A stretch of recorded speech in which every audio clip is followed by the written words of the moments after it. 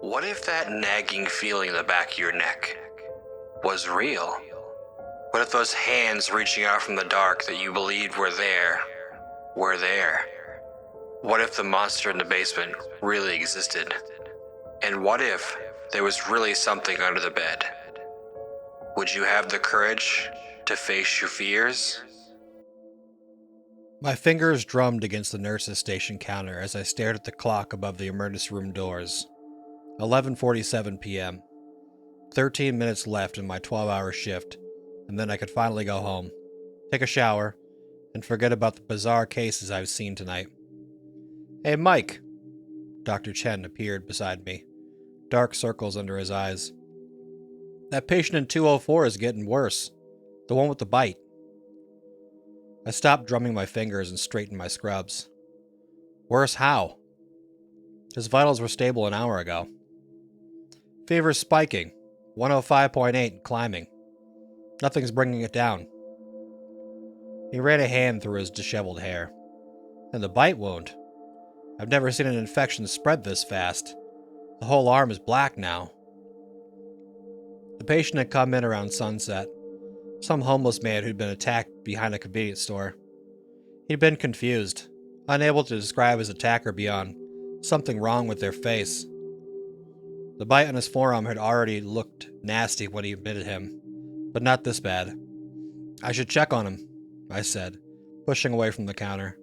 But before I could take 2 steps, the code blue alarm blared through the speakers. Room 204. Dr. Chen and I sprinted down the hallway. 2 other nurses were already there, one preparing the crash cart while the other performed chest compressions. The patient's skin had taken on a grayish tinge, and dark veins spiderwebbed across his visible flesh. "Clear!" Dr. Chen shouted, pressing the defibrillator paddles to the man's chest. The body jerked, then went still. No pulse.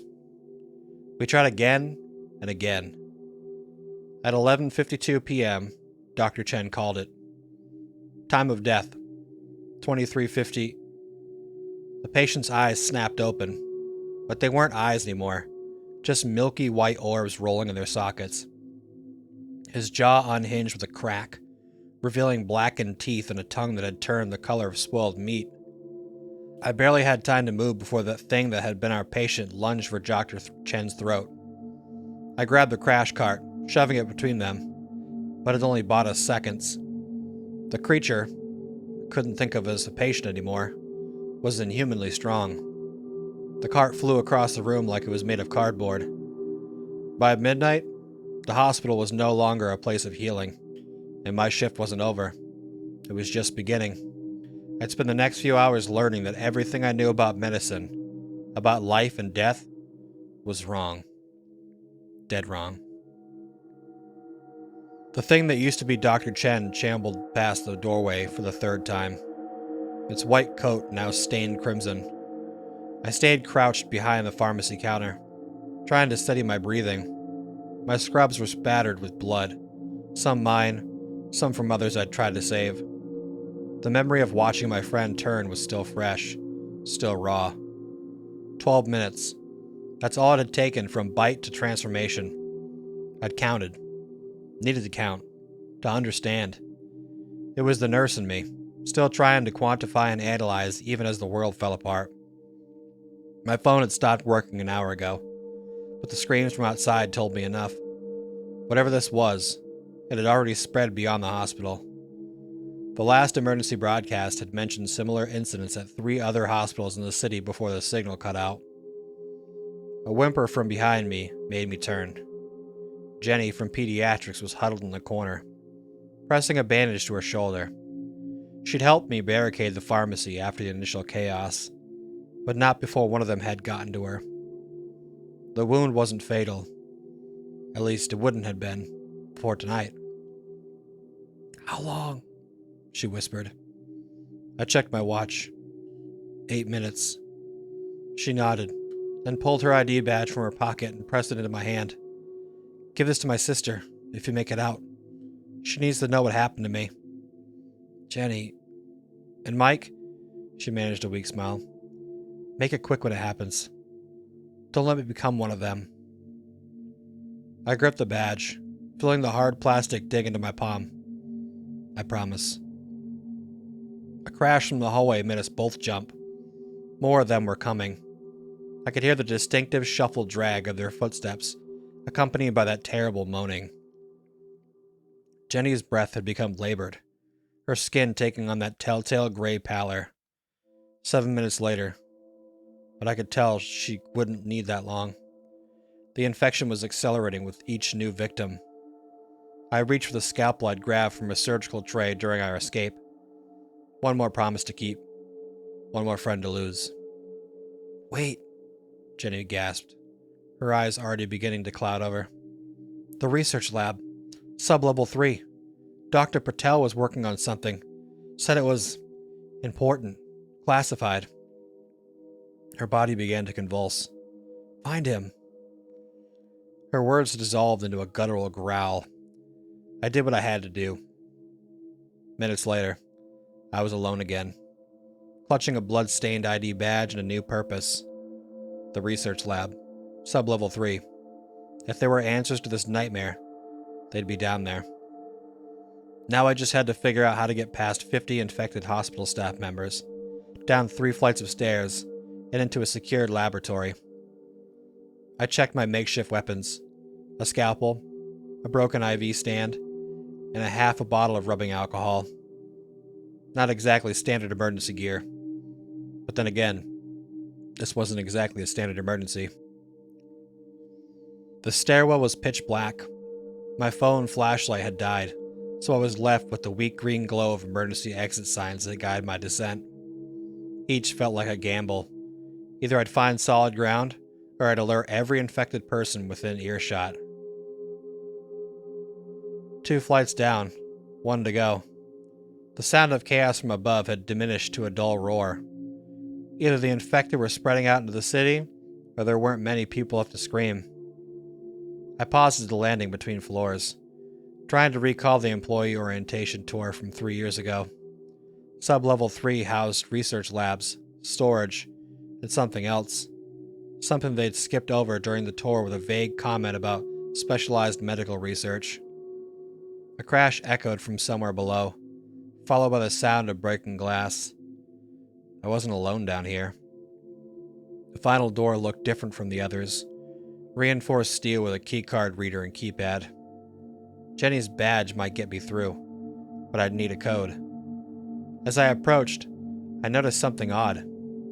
The door was already slightly ajar, held open by a broken piece of equipment. The sound of voices, actual human voices, drifted through the gap. Can't contain it anymore. A man's voice, stressed but professional. The fail-safes are compromised. Then trigger the purge protocol. This voice was female, authoritative. We can't risk. The conversation cut off abruptly. I heard rapid footsteps, then a horrified gasp. Oh God, Marcus, your arm! It's nothing, just a scratch. When we were evacuating Lab 6. Show me. A pause, then the sound of fabric tearing. How long ago? Maybe 10 minutes? Jesus Christ. The woman's voice cracked. Why didn't you say something? I knew I should move, should try to help, but experience had taught me what came next. Right on cue, I heard the man's breathing change, becoming ragged and wet. Karen, the override codes. You need to... His voice dissolved into a series of violent coughs. No. I counted the seconds. 10 minutes since exposure meant 2 minutes left.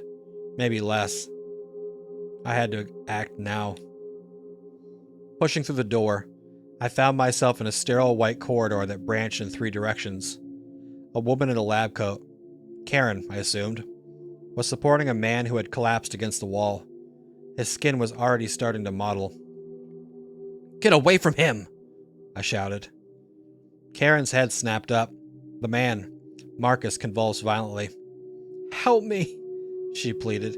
He's one of our lead researchers. He knows how to stop this. But Marcus wasn't Marcus anymore.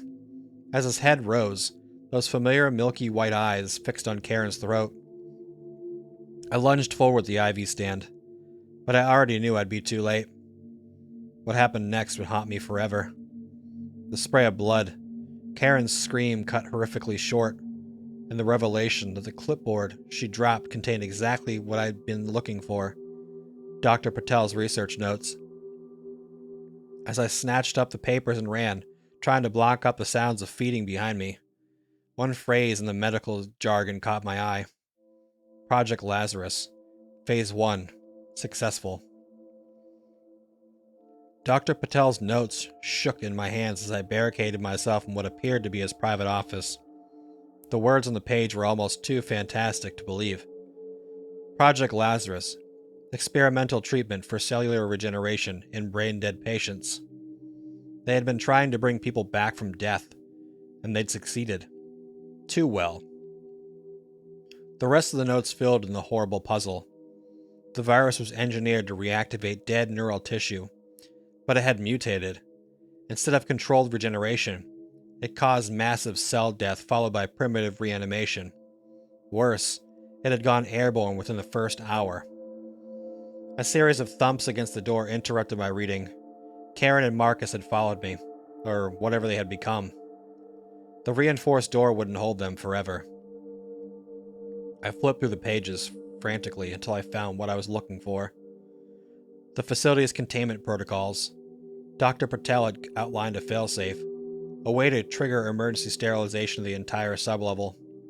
The process would release a powerful, neutralizing agent into the air circulation system.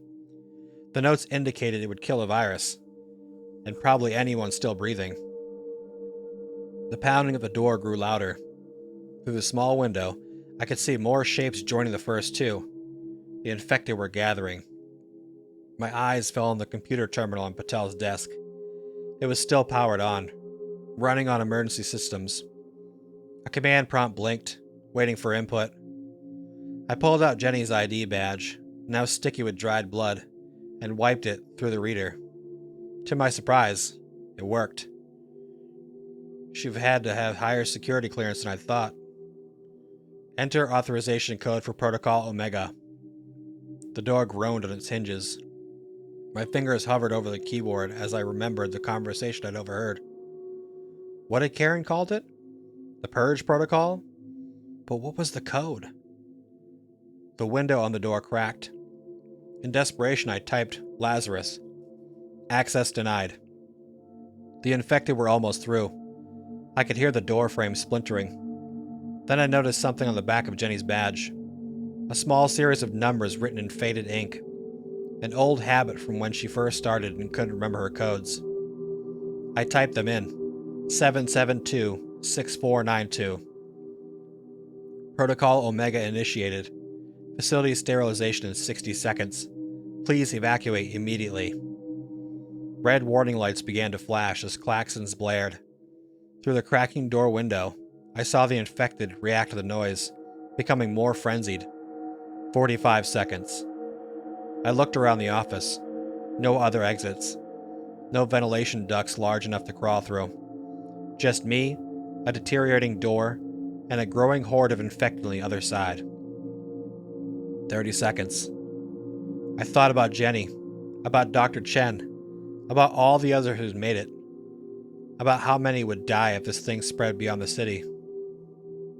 15 seconds. The door finally gave away. 5 seconds. I closed my eyes and thought of all the lives this sacrifice might save. My last shift was ending. I was finally fulfilling my duty as a nurse, protecting people, saving lives, even if I couldn't save my own.